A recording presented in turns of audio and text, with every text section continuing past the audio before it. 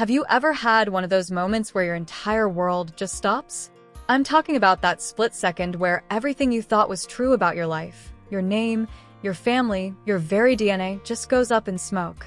Well, that is exactly what just happened to Danny Romalotti, and honestly, I don't think Genoa City is ever going to be the same. Imagine sitting in a room, the fire is crackling low, and the air is so heavy you can barely breathe. You're there because Victor Newman summoned you. And let's be real, when the Moustache calls, you show up. But Daniel didn't show up for a business meeting. He showed up to witness the total demolition of his identity. Think about it for a second. Victor didn't just drop a hint or ask a question. He slid a paternity test across that table with the kind of chilling calm that only a man like him can have. And those words, "I'm your father." Can you even imagine hearing that? It didn't just land softly. It hit Daniel like a physical punch to the gut. This wasn't just a "oops, there was a mistake" situation. This was a 30-year-old secret that had been buried so deep it should have stayed dead. But as we know, in Genoa City, secrets have a funny way of clawing their way back to the surface. Now, I want to ask you something right off the bat. If you found out today that the person you called Dad your whole life wasn't actually your father, how would you react? Would you be angry? Confused? Or would you just feel empty? Because that's where Daniel is right now. His past didn't just change, it collapsed. Every memory he had, the arguments with his mom, his artistic passion, even his stubborn streak, suddenly felt like they were being rewritten through this Newman lens he never even asked for. But how did we even get here? Well, the funny thing is, Victor wasn't even looking for a son. He was doing what Victor does best, protecting his empire. He had a private investigator digging into some corporate sabotage at Daniel's gaming company. And while they were looking for hackers or spies, they stumbled onto something much bigger. Inconsistencies in Daniel's medical records. Victor recognized the signs immediately because, let's face it, nobody understands bloodlines and leverage better than him. Once he verified the truth, he didn't go to the courts. He didn't go to the press. He chose to drag Daniel right into the middle of the storm. Victor claims he did it because the truth is always better than a lie. But do you really believe that? Or do you think this was just one last power play to get back at Phyllis? Because let's talk about Phyllis Summers for a minute. She was standing there, trembling, totally exposed. For 30 years, she guarded this lie like it was her most precious possession. She forged documents, she paid off hospital staff, and she kept her mouth shut. She says she did it to protect Daniel. She thought Victor's world would swallow him whole, and she wanted him to have a normal life with Danny Romalotti, who is safe and kind. But here's my question for you. Is it really protection if you're stealing someone's right to know who they are? I don't think so. In my opinion, this was classic Phyllis. She wasn't just protecting Daniel, she was protecting her own control over his life. She was terrified of losing him to the Newman machine. And honestly, can you blame her? We've seen what being a Newman does to people. It's a world of revenge, grief, and reckless nights. But by choosing the safe path for Daniel, she ended up building a time bomb that finally detonated right in his face. And what about Danny Romalotti? My heart actually breaks for him. He was blindsided. Imagine finding out that the son you loved unconditionally, the boy you raised and nurtured, isn't biologically yours. But even in that pain, Danny's love is the only real thing in this whole mess. He's worried that Daniel will see their whole relationship as a lie now. But isn't being a father about more than just DNA? I think it is. Danny showed up. He taught Daniel about compassion and creativity, not about conquest and power. But Victor? Victor sees things differently. To him, Daniel is a Newman asset to be claimed. He's already reviewing trust documents and legacy plans as if Daniel is just going to step into line. He expects Daniel to eventually see the power and destiny in his blood. It's so typical of Victor's ego, isn't it? He thinks blood is everything. He even admitted to Nikki in a rare, quiet moment that he's haunted by the years he missed, the birthdays, the moments he could have influenced Daniel.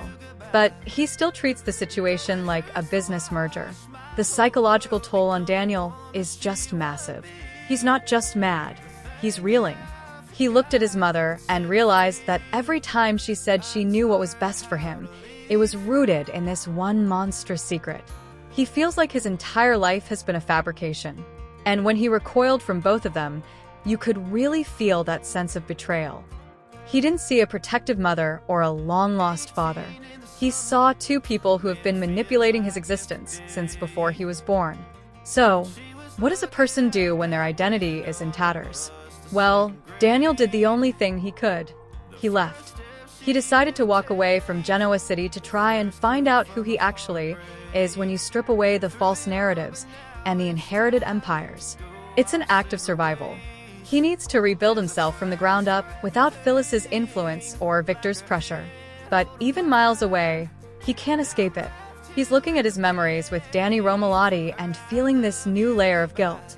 He's afraid that by rejecting his mother's lie, he's accidentally rejecting the man who actually raised him. Back in town, Phyllis has become a total pariah. Even people who usually have her back are struggling to justify a lie this big.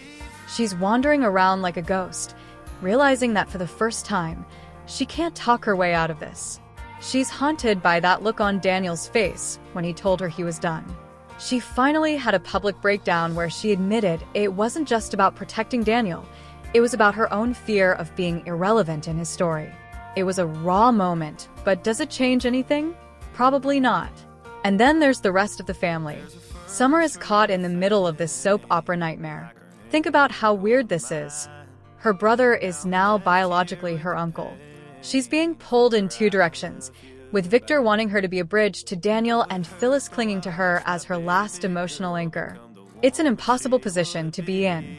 Even Nikki is telling Victor to back off, warning him that his trademark forcefulness is only going to push Daniel further away. But Victor is resolute. He believes destiny bends eventually. The business world is already reacting too. Investors are getting nervous about Daniel's stability because of the scandal. It's just another way that Phyllis's lie is scorching the future. But Daniel is determined. He doesn't want the Newman name to be the reason he succeeds or fails. He wants his own merits to define him. And there are whispers, big whispers, that he might be coming back with a project that could actually rival Newman Enterprises. Can you imagine that showdown? Daniel using that Newman fire to take on Victor himself? I really want to hear what you guys think about this. First off, do you think Victor was right to tell Daniel the truth the way he did? Was he being a truth seeker? Or was he just being a bully? And second, can Phyllis ever be forgiven for this? Is there any way back for her? Or has she finally crossed a line that can never be uncrossed? This whole situation shows us that in Genoa City, secrets don't just stay buried, they explode. And when they do, they don't just ruin the present, they rewrite the past. Daniel is walking forward now, carrying the strength of the man who raised him and the fire of the man who fathered him. He has to decide which parts of that legacy he wants to keep. Because at the end of the day, blood might show the truth, but it's our choices that define who we actually are. If you're as hooked on this drama as I am, make sure you hit that like button and subscribe to the channel. We are going to be following every single update on Daniel's return and the fallout from this DNA bombshell.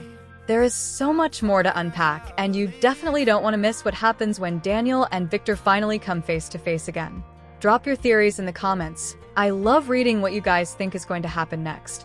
Thanks for hanging out with me today, and I'll see you in the next one. Have you ever stopped to think about what would happen if your entire life was a lie? I'm not talking about a small white lie or a little secret. I mean a secret so big that it completely changes who you are and where you come from. That is exactly what just happened to Danny Romalotti, and it is absolutely devastating. It all started on a cold, creepy evening at the Newman Ranch. Victor called Daniel over, and let's be real, whenever Victor Newman summons you, it's never for something simple. By the time the fire in the fireplace was burning low, Daniel's entire future was destroyed. Victor dropped a DNA bombshell that didn't just change a family tree, it wiped out everything Daniel thought he knew about himself. And right in the middle of all that mess was Phyllis Summers. She was standing there, shaking and totally exposed, because the lie she had been hiding for 30 years was finally out. The crazy thing is, Victor didn't even find out because he was looking for a son. He found out because he was doing what he always does, protecting his interests. He had a private investigator looking into some business trouble at Daniel's gaming company, and that's when they found it. They saw weird things in Daniel's medical records that didn't make sense. And if there's one thing Victor Newman understands, it's the power of a bloodline. He tracked the truth all the way back to a faked paternity test buried in a hospital somewhere. That test said Danny Romalotti was the father, but the real truth was much more dangerous. The real father was Victor himself. Now, think about that for a second. Can you imagine the shock? This all came from one reckless night between Victor and Phyllis a long time ago, when everything was a mess of revenge and grief. Phyllis spent years using forged documents and bribes to keep it a secret. She honestly thought she was protecting everyone. But the funny thing about secrets is that they're like time bombs. And this one finally went off right in Daniel's face. Victor didn't go to a lawyer or a newspaper. He wanted to do it face to face.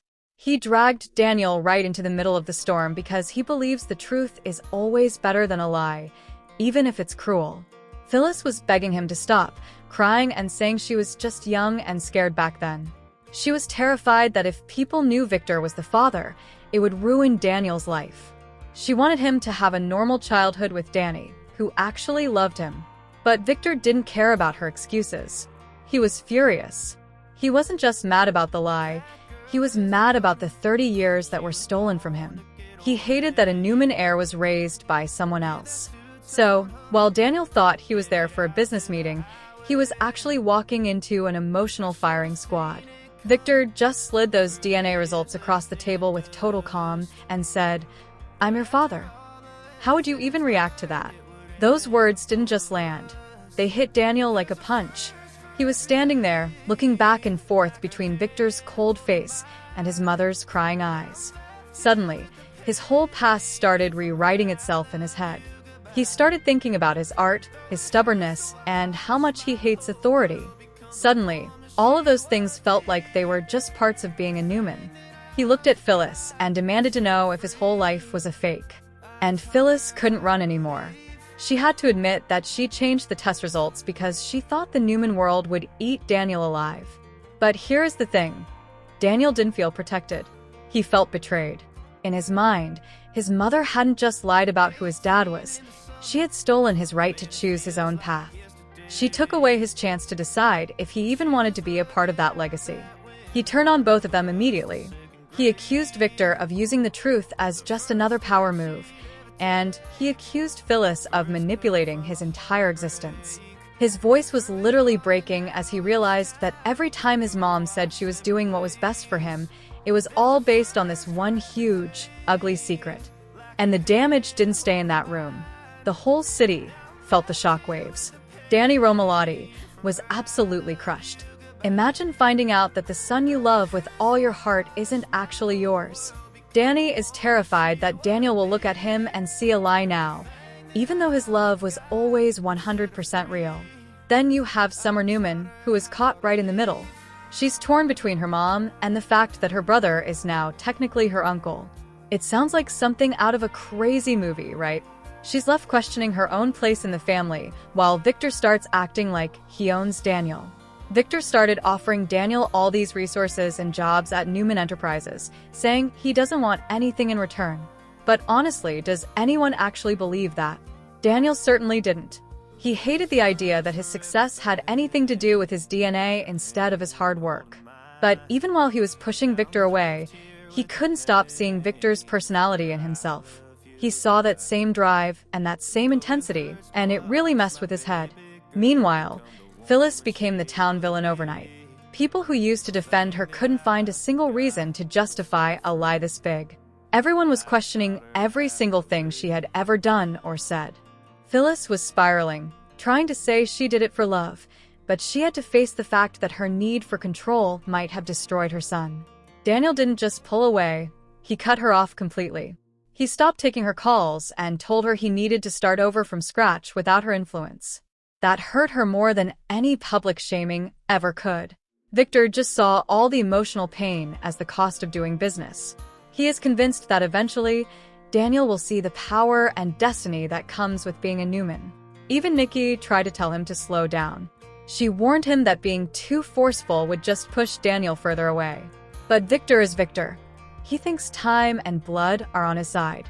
But while he was waiting, Daniel's life was falling apart. His business partners started worrying about him because of the scandal, and all his relationships were strained. In the end, Daniel made the heartbreaking choice to leave Genoa City entirely. He wasn't just running away, he was trying to survive. He needed to find out who he was without all the lies and the manipulated tests. He left behind a mother who was drowning in regret and a father who was just waiting in the shadows. It just goes to show that in this town, secrets never stay buried. When they explode, they don't just ruin the present. They burn down the past, too. The damage didn't stop once Daniel left, either. The truth started poisoning everything in town. Phyllis has been wandering around like a ghost because she can't outrun what she did. She keeps replaying Daniel's childhood in her head, wondering if she was really protecting him or if she just wanted to control the story. And Victor, even though he acts tough, is secretly bothered by it all. He started looking at his legacy, and his trust funds like Daniel's return was a sure thing. But he also admitted to Nikki that he's haunted by the fact that he missed Daniel's best years. He realized that if he hadn't been such a ruthless guy back then, maybe Phyllis wouldn't have felt like she had to hide the truth. Daniel is out there now, and it's not easy. Every memory he has with Danny Romalotti feels different now. It makes him feel guilty because he's afraid that by rejecting his mom's lie, he might be accidentally rejecting the man who actually raised him. They had a really emotional talk where they tried to fix their bond, but everything still feels broken. Back home, Phyllis is more alone than ever. Her friends are gone, and her rivals are having a field day. She finally had a huge public breakdown where she admitted she was just scared of Victor and scared of being irrelevant. It made people feel a little bad for her, but it didn't fix anything. Now, there are rumors that Daniel might be coming back. But the man who returns won't be the same one who left. He's hardened now. He's deciding for himself that family is about choice, not just DNA. And if he comes back with a project that competes with Newman Enterprises, things are going to get really intense. Victor is watching, Phyllis is waiting, and the whole town is holding its breath. Because this wasn't just about a father, it was about how one lie can change generations. It proves that blood might show you the truth, but your choices are what really define you. So, what do you think? Can Daniel ever really forgive his mother for stealing 30 years of his life? And would you ever be able to trust someone again after a betrayal like that? It's a messy situation with no easy answers. Phyllis is left hoping for a tiny crack in the wall Daniel built, and Victor is facing a defeat that all his money can't fix. It's a tough lesson to learn that even the truth can leave scars just as deep as a lie. Make sure you hit that like button and subscribe to the channel for more updates on this story. We're going to be following Daniel's return and the fallout from this DNA bombshell every step of the way. Drop a comment below and let me know your theories on what's coming next. Thanks for hanging out with me, and I'll see you in the next one.